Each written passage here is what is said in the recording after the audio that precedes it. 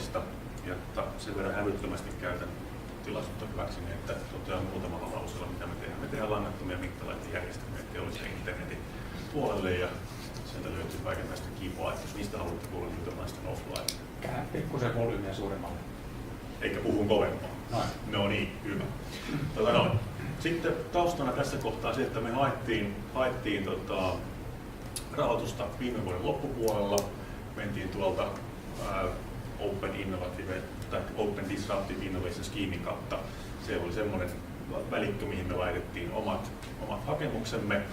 Ja ollaan siinä tilassa, että me pystytään demonstroimaan meidän järjestelmää operatiivisessa ympäristössä asiakkailla.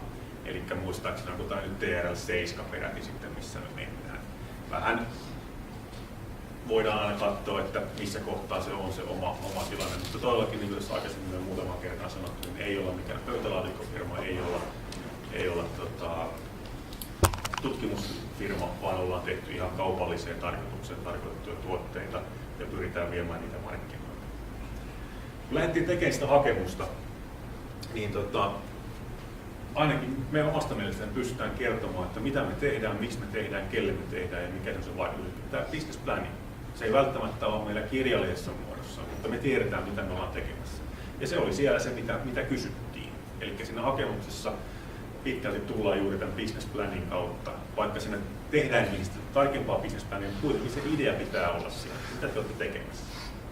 Ja nyt sitten, jos sulla on nämä valmiina, niin silloin sitten on aika suoritusta lähteä sitä hakuprosessia tekemään. Lopputulema oli täällä näin. Hakemus hylättiin hyvillä pisteillä. Sanotaan, että se on loistavaa olla sen kakkonen aina. Työpaikkakin kun haet, niin sä oot just se kakkonen sille, että ottaa päähän kuin pientää voidaan asioita. Mutta ei se mitään, se on aina elämää. No mitä me tehdään ja miten me tehtiin se, niin kuin mä sanoin, niin se oli käytännössä copy-paste harjoitusta siitä dokumentaatiosta, joka meillä oli jo valmiina. Se templaatti, mikä sieltä löytyy, niin se todellakin toimii sillä tavalla, että sieltä niin kuin kysymykset, joihin pitää vastata, niin ihan rehellisesti kopian pasteen meidän omasta businessplanista. Me tehtiin se Lontoon murteella tuo meidän businessplan jo alun perinkin, niin se oli aika suorallista touhua siinä kohtaa. Kaiken kaikkiaan mulla meni siihen noin 3 työpäivää, jos lasketaan ne tunnit, mitä mä tein siihen itse naputteluun ja tekemiseen ja tämmöiseen. Se mitä se vaatii on kuitenkin paljon enemmän ajattelua ja sitä ei tehdä 3 päivässä. Se on jatkuva prosessi teille kuitenkin koko ajan, tai sen pitäisi olla. Ja mä uskon, että se on. Koko ajan kun te teette asioita eteenpäin, te mietitte, te muokkaatte sitä pläniä. Eilinen pläni on erilainen kuin tämän päivän pläni ja huominen pläni on erilainen kuin tämän päivän pläni. Aivan varmasti. Me tehtiin tämä omilla resursseilla sillä tavalla, että meillä oli itse asiassa 2 henkilöä, jotka ovat vähän syvemmällä tuolla H2020-hankkemaailmassa ja he kommentoivat ja antoi palautetta tuosta meidän hakemuksesta ja muokattiin sitä sitten sen mukaan. Kannattaa käyttää ulkosta tai ainakin sen sisäpiirin ulkopuolista resurssia siihen tekstin muokkaamiseen. 2-3 vuotta kun teette pienellä tiivillä porukalla töitä, niin te rupeatte ajattelemaan kaikki samalla tavalla, vaikka te kuvittelette ajattelevan eri tavalla. Se on aika sisäänpäin lämpiävää siinä kohtaa se touhu, kun te olette mennyt sitä. Niin kannattaa hakea sitä ulkosta feedbackia. Ihan muutenkin, ei pelkästään hakemuksen takia, vaan ihan muutenkin, että tulee niitä uusia kysymyksiä, uusia näkökulmia. Niitä te haette. Tässä mä ajattelin itse asiassa käyttää vähän aikaa sitten siihen, että tässä on puhuttu sitä työkalusta jonkun verran, mutta siellä on keksitty kyllä kaiken näköisiä päättymättömiä luuppeja ja muita vastaavia. Kun te lähdette tekemään sitä hakemusta, niin ihan oikeasti muistaakseni oli jo tuossa aikaisemmin puhetta siitä, että varatkaa hetki aikaa siihen sen työkalun kanssa kuljaamiseen. Ja lukekaa siellä se pieni brändi, mikä lukee eri paikoissa. Esimerkkeinä se, että kun te pääsette jollain ihmeen konstilla tänne, mistä te rupeatte etsimään niitä, että tuolta löytyy se innovation, niin tässä me haetaan. Menette sinne, luette eteenpäin, ja sitten siellä lukee, että hei, täältä löytyisi lisää linkkiä siitä, että mikä tämä SM-instrumentti on, mitä mä haen sitä. Nyt te pääsette takaisin tälle sivulle. Tällaisia esimerkkejä tulee siellä ihan loistavasti koko ajan monesta paikasta. Sitten kun te rupeatte arpomaan sieltä, että mikähän näistä on, niin siellä on pientä täpränttiä tuolla ja sitten pitää tuolta valita jotain ja sitten pitää mennä eri paikkoihin.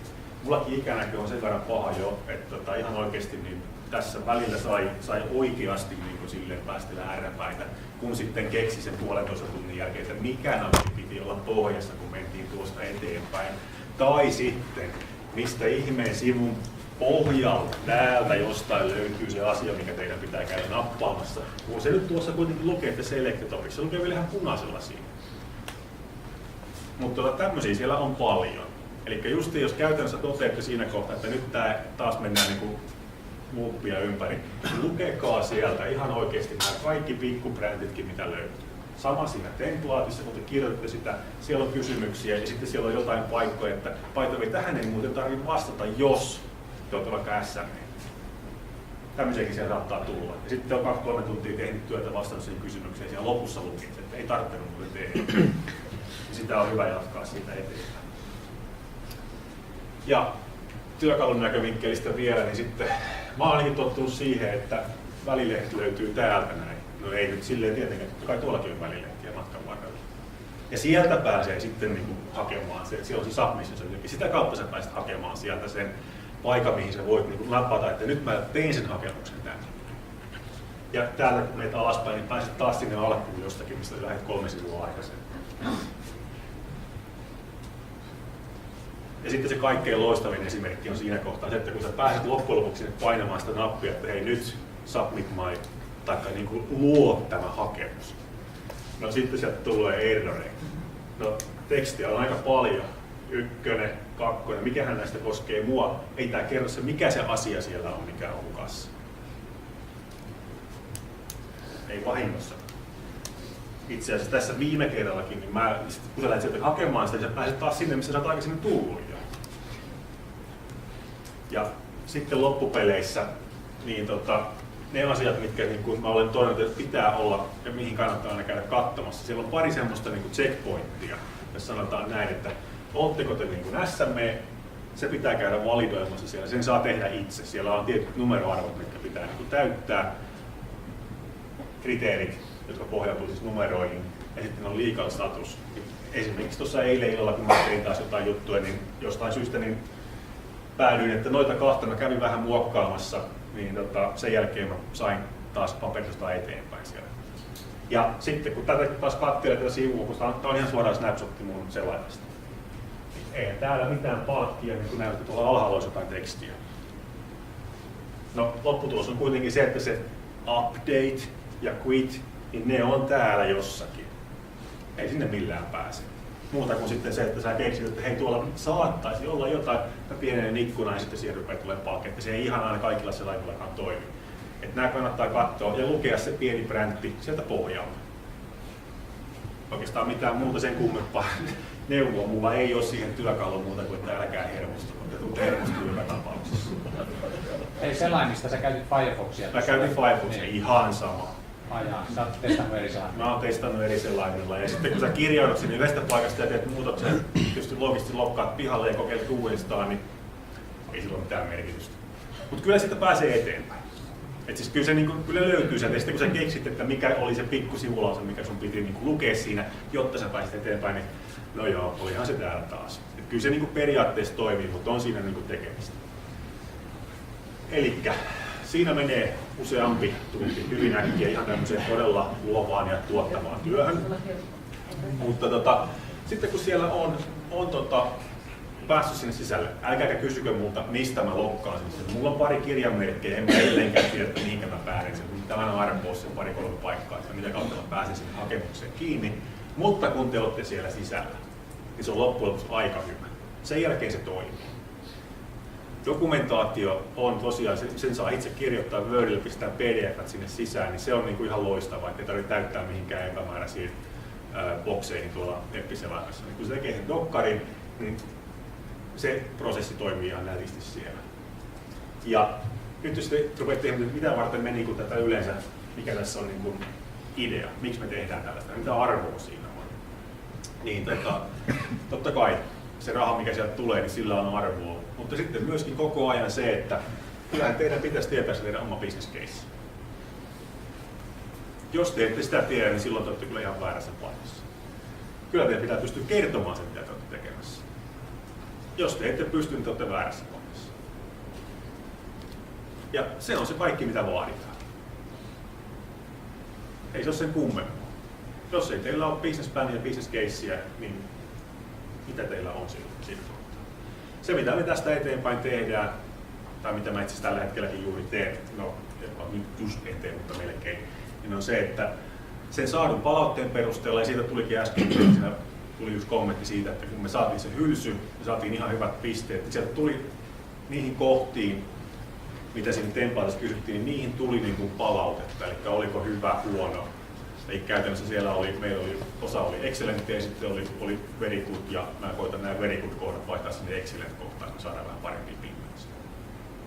Et en mä mitään täysin uutta hakemusta lähde tekemään. Me fixataan meidän muuttuneita planeja, tarkennetaan niitä, me on saatu tässä muutamia asioita eteenpäin, ja sitten tarkennetaan sitä tekstiä ja vaikuttavuutta ja näitä muutamia muita asioita lähdetään niin kuin vielä selkeyttämään ja tuomaan paremmin esille se, mitä me halutaan sanoa siellä, mihin me uskotaan.